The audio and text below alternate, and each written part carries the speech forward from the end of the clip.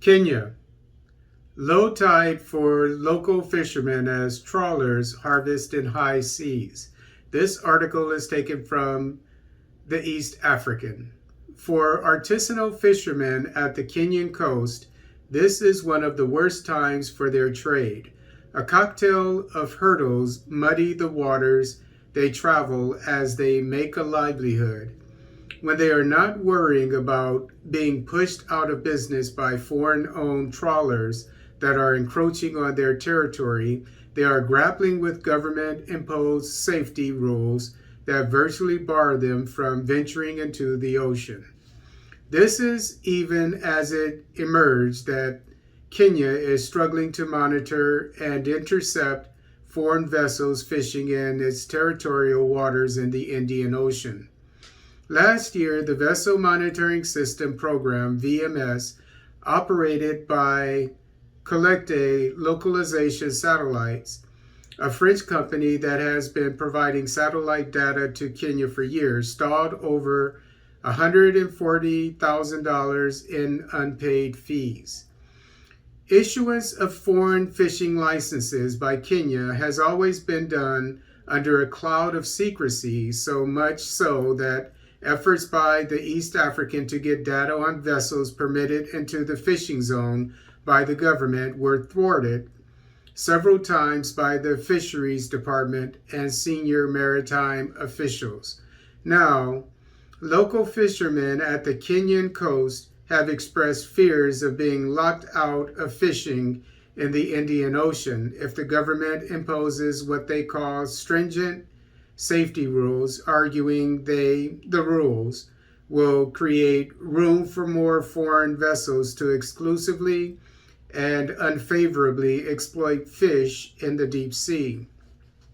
While fishing has been their main source of income, the fishermen say unfair competition from trawlers and stringent rules by Kenya Maritime Authority, KMA, threaten to pull the plug on their work.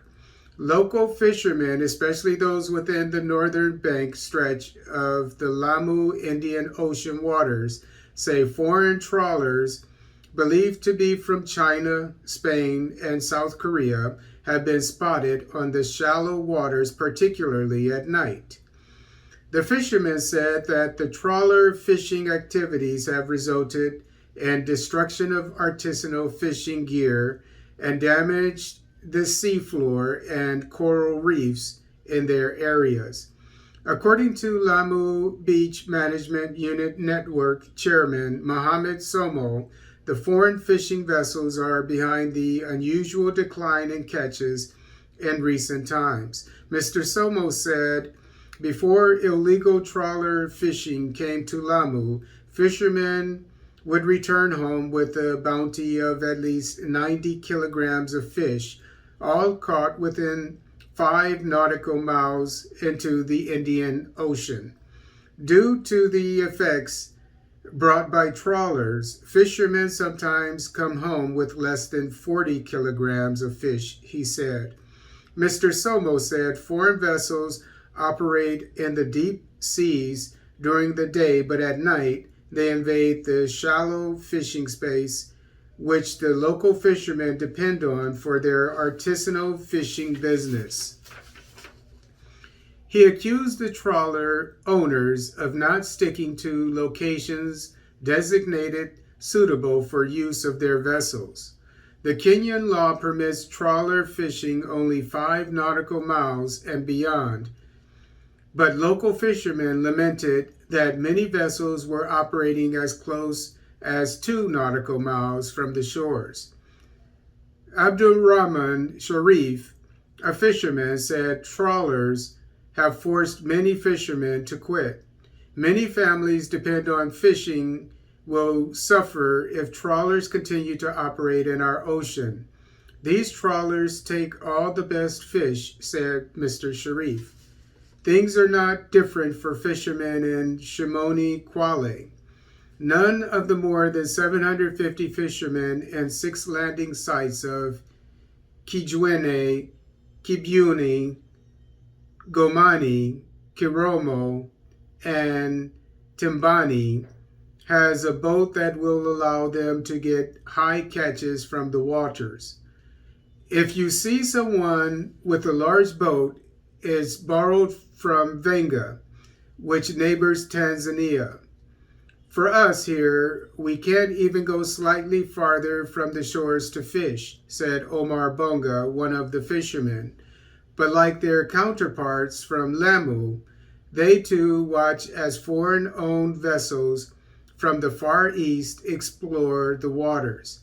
This lack of equipment means foreign vessels belonging to Chinese and other Asian nationals get to fish in the deep waters and exploit exotic breeds for export.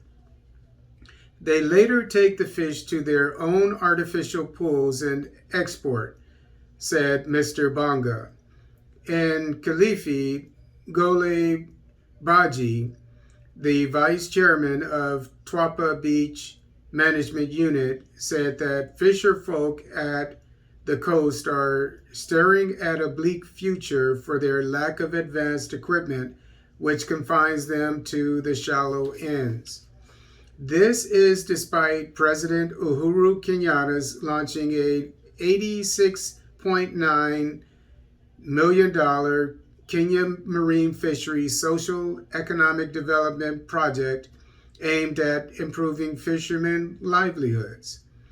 But the same government has come up with regulations fishermen are finding difficult to adhere to, for they are costly. The Kenyan Maritime Authority, KMA, now wants operators of engine-powered boats to have the International Convention on Standards of Training Certificate of Watch Keeping for Seafarers certification. It also wants the boats to undergo safety inspection and certification. Coxswains, who are supposed to operate the fishing vessels, are required to undergo training at the Bandari Maritime Academy to get a certificate and license to operate. All these, said Mr. Baji, will cost them more than $8,699, an amount he said is too high as most fishermen live from hand to mouth. What KMA has done is like putting smoke in a beehive. They are just using our weaknesses to remove us from the sea, to make way for these foreigners, Mr. Baji said. Fishermen now say the costly licenses keep them away from the waters. They will not be allowed to fish if they lack specific fishing gear, fishing nets, and registration details of their boats. We usually fish with monofilament, which floats in the water, but we have now been told that affects corals when they go deeper in the waters, he explained, adding they cannot raise money for the costly nets required. Just as there are harvesting seasons for crops, so too have fish in the water seasons. During the high season, we did not earn enough, and right now no one has savings. The fishermen's plan is they work hard during the high season and then have enough savings that will take them through the low season when there is little or no fish, he said. This is happening while the government is making efforts in putting resources to support local fishermen. Even as they anticipate in the high season starting in July, Kenyan fishermen are worried that it is only the foreigners who will benefit from the waters. It is said that the foreigners arrive in the deep sea between November and March during the peak and fish for almost 6 months. Their targets are tuna, shellfish, and prawns that are a common and expensive delicacy in their country. Fishmongers are now forced to buy fish from Chinese and other depots owned by foreigners to sell in the local market. Currently, all the fish that is in the market is from China. The women selling fish must wake up at dawn to go to the Chinese depots and purchase the fish, clean them, and sell them in the market, said Mr. Baji. He argues that despite having the sea to fish from and facilities such as cold storage, their target as fishermen is still not being met.